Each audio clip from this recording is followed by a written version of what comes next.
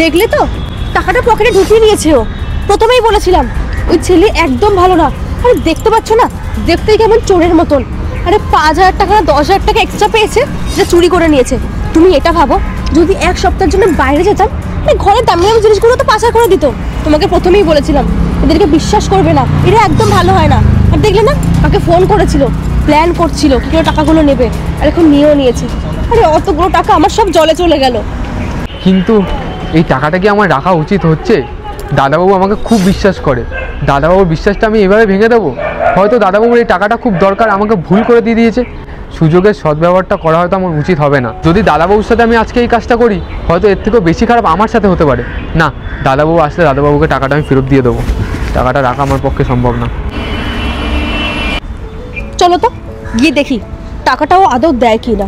চলো।